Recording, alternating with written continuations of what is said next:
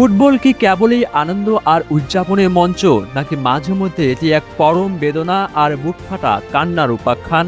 যদি তাই হয়, তবে সেই উপাখ্যানের সবচেয়ে ট্র্যাজিক চরিত্রের নাম লিওনেল অ্যান্ড্রেস মেসি কিংবা ক্রিস্টিয়ানো রোনালদোর মতো সমান প্রতিভাবান এক জাদুকর নেইমার জুনিয়র। মরক্কোর বিপক্ষে প্রথম ম্যাচে মাঠের বাইরে ছিলেন তিনি। দূর থেকে দেখেছেন সেলেসাওদের 1-1 গোলের হতাশাজনক ড্র।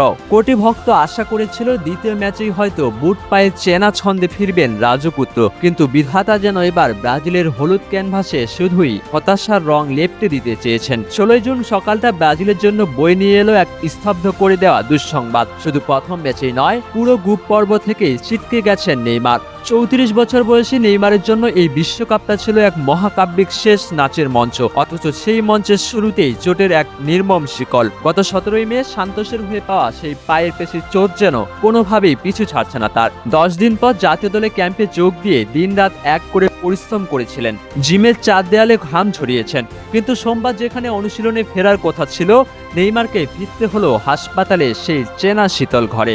ইউএসপিএনের সেই সুনির্দিষ্ট বার্তাটি যেন ব্রাজিলিয়ানদের হৃদয়ে তীরের মতো বিঁধেছে। আগামী 20 জুন হাইতি আর 25 জুন স্কটল্যান্ডের বিপক্ষে গ্রুপ পর্বের বাকি দুটি বাঁচা মরার লড়াইয়েও মাঠে নামতে পারবেন না নেইমার জুনিয়র। চোটের ধোঁয়াশা এতটাই গভীর যে কেউ কেউ তো সংশয় প্রকাশ করেই ফেলেছেন, এই বিশ্বকাপে আদৌ কি আর দেখা যাবে 10 নম্বর যাত্রীর সেই জাদুকরী ড্রিবলিং? তবুও ব্রাজিলের চিকিৎসা বিভাগ হাল ছাড়েনি।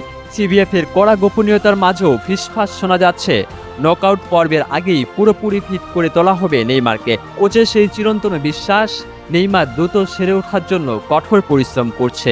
কিন্তু মাঠের বাইরে থাকলেও নেইমার তো কেবল একজন খেলোয়াড় নন, তিনি যে এই তরুণ সেলেসাওদের আত্মবিশ্বাসের মূল স্তম্ভ। ডাক আউটে বসা কার্লো আনচেলত্তির চশমার আড়ালে কিংবা মাঠের ভিনিসিয়াস রাফিনিয়াদের চোখের কোণে এখন একটাই প্রার্থনা, ফিরে এসো রাজপুত্র, আমাদের জন্য হলেও ফিরে এসো।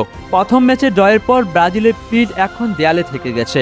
হাইতি আর স্কটল্যান্ডের বিপক্ষে ম্যাচ দুটি এখন কেবল আর গ্রুপ পর্বের ম্যাচ নয়, এজন্য ব্রাজিলের অস্তিত্ব রক্ষার অগ্নি পরীক্ষা।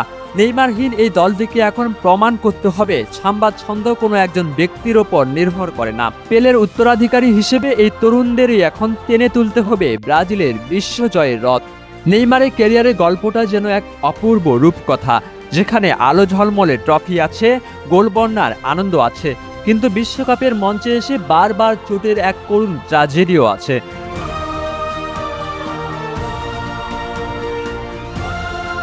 হাইতি ও স্কটল্যান্ডের বিপক্ষে মাঠের সবুজ ঘাসে নেইমার থাকবেন না ঠিকই, তবে গ্যালারির কোটি ভক্তের প্রতিটি চিৎকারে, প্রতিটি দোয়ায় প্রতিধ্বনিত হবে তারই নাম। চোটের এই অন্ধকার সুর পেরিয়ে ব্রাজিল কি পারবে নকআউটের টিকিট কাটতে?